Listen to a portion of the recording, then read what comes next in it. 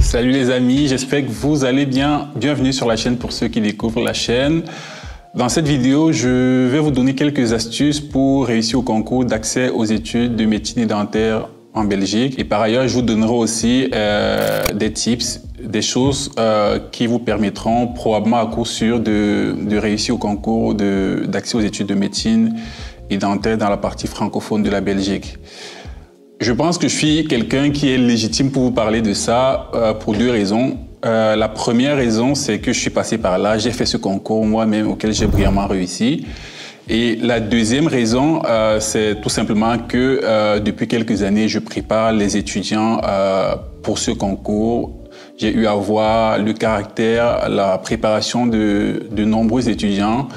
Et au fur et à mesure, j'ai gagné de l'expérience et je crois que je sais à peu près comment vous orienter pour ce concours. Donc, la première chose à savoir, c'est, comme vous le savez probablement déjà, c'est que le concours est organisé pour 6 matières. Donc, on a des matières scientifiques et on a des matières non scientifiques qu'on appelle très souvent la partie 2. Donc, pour les matières scientifiques, on a les mathématiques, la physique, la chimie, la biologie, donc au total 40 questions, donc 10 questions par matière.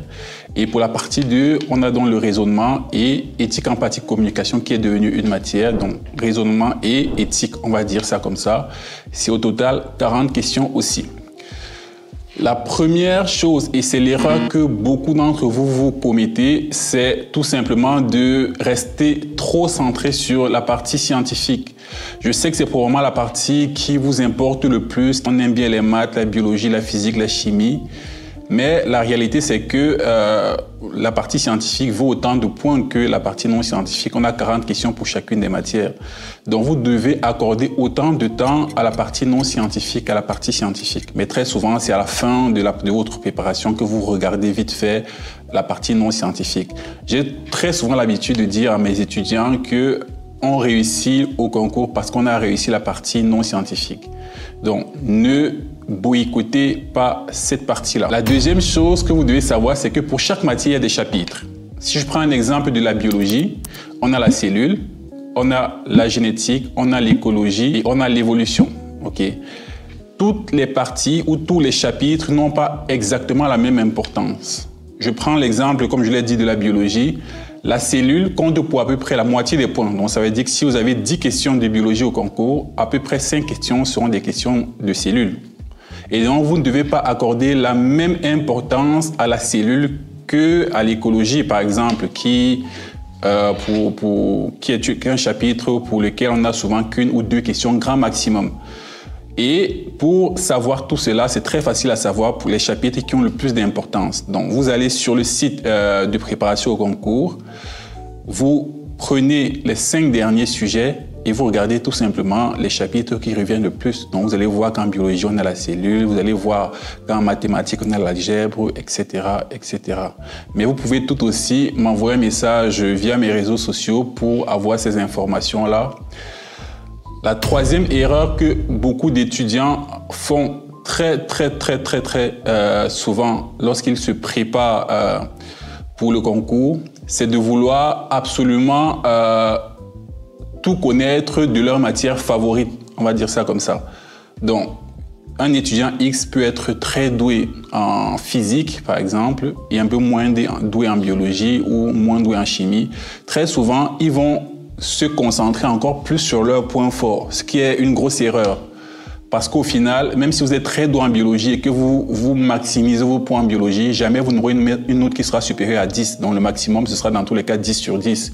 Donc ce n'est pas parce que vous êtes très doué en physique que vous allez avoir 20 sur 10. Ça n'existe pas. Donc il faut bien repartir votre préparation sur les différentes matières en fonction de la charge et surtout en fonction de ce pour quoi vous avez le plus de facilité.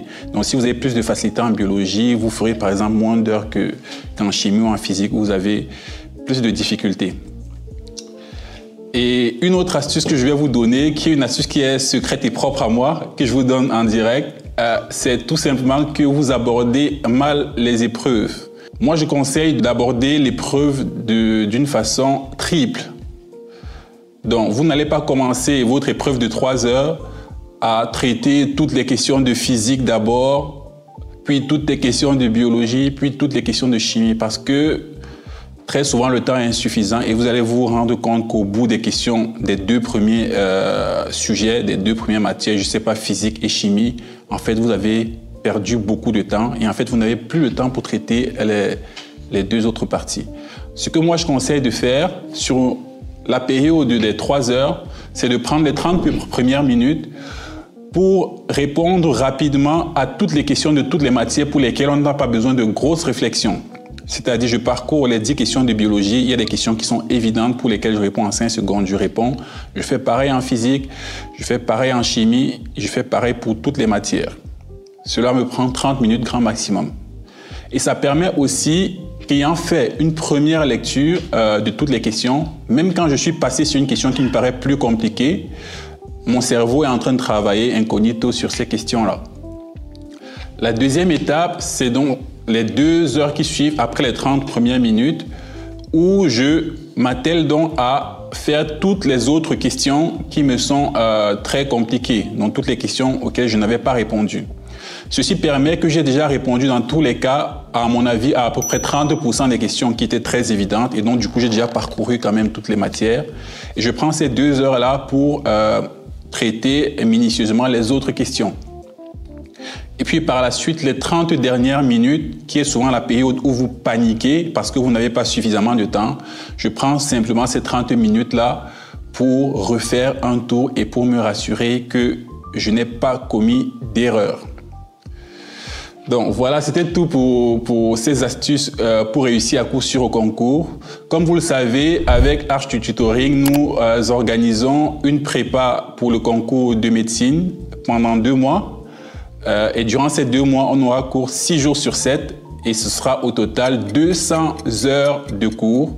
Nous reviendrons sur toute la théorie, sur tous les exercices et sur tous les anciens sujets du concours, donc de 2017 jusqu'à cette année. À mon avis, si vous souhaitez être prêt pour le concours, c'est probablement la prépa qu'il vous faut pour avoir le niveau adéquat. As-tu besoin d'aide pour te préparer au concours de médecine ou de dentisterie? Arch Tutoring organise une prépa intensive de 2 mois. Au programme, 200 heures de cours en direct réparties en 30 heures de biologie, 30 heures de chimie, 35 heures de mathématiques, 35 heures de physique, 40 heures pour les matières non scientifiques, notamment le raisonnement, et 30 heures de correction détaillée de tous les anciens sujets. Des enseignants disponibles 24 heures sur 24 pour répondre à tes préoccupations. Des concours blancs et un suivi individuel toutes les 2 semaines pour évaluer ton évolution. Rejoins-nous dès ce 30 juin et donne-toi toutes les chances de réussir ton concours. Et nous t'offrons les 3 premiers jours de cours gratuitement. Contactez-nous dès maintenant.